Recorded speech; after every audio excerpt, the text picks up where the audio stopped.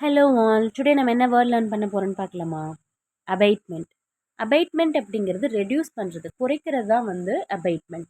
Intensity, ஒரு பொருளினுடைய தீவிரத்தன்மையை குறைக்கிறது, சரிங்களா?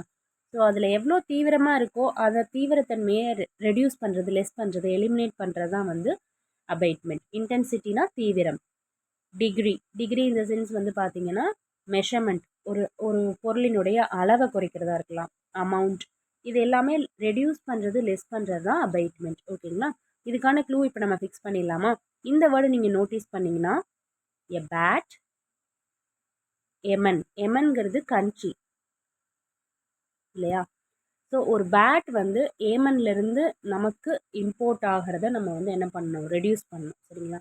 ஸோ நம்மளே வந்து மேனுஃபேக்சர் பண்ணணும் பேட் அப்படின்னு சொல்லி க்ளூ ஃபிக்ஸ் பண்ணிக்கோங்க. ஓகே, ஸோ இந்த வேர்டை நீங்கள் நோட்டீஸ் பண்ணிங்கன்னா எ பேட், ஏமன்.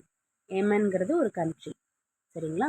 ஸோ ஒரு பேட் வந்து ஏமன்லேருந்து தான் நமக்கு வந்து இம்போர்ட் ஆகணும்னு இல்லை, நம்மளே ஓனாகவே மேனுஃபேக்சர் பண்ணிக்கலாம்னு க்ளூ ஃபிக்ஸ் பண்ணிக்கோங்க. நெக்ஸ்ட் நம்ம ரீகேப் செஷனில் என்ன பார்க்க போகிறோம் அப்படின்னா மிட்டிகேட். மிட்டிகேட்டும் என்ன அப்படின்னு பார்த்தீங்கன்னா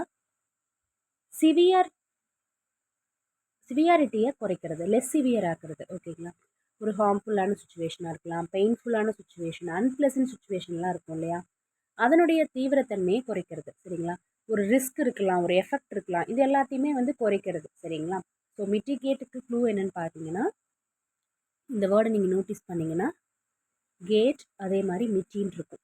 ஸோ நம்ம ஒரு கேட்டை மிதிச்சுட்டே இருந்தோம்னா அதனுடைய லாக் சிஸ்டம் இருக்கு இல்லையா, அதனுடைய லாக்னுடைய சிவியர் தன்மை வந்து குறைஞ்சிரும், சரிங்களா? அப்படி க்ளூ ஃபிக்ஸ் பண்ணிக்கோங்க.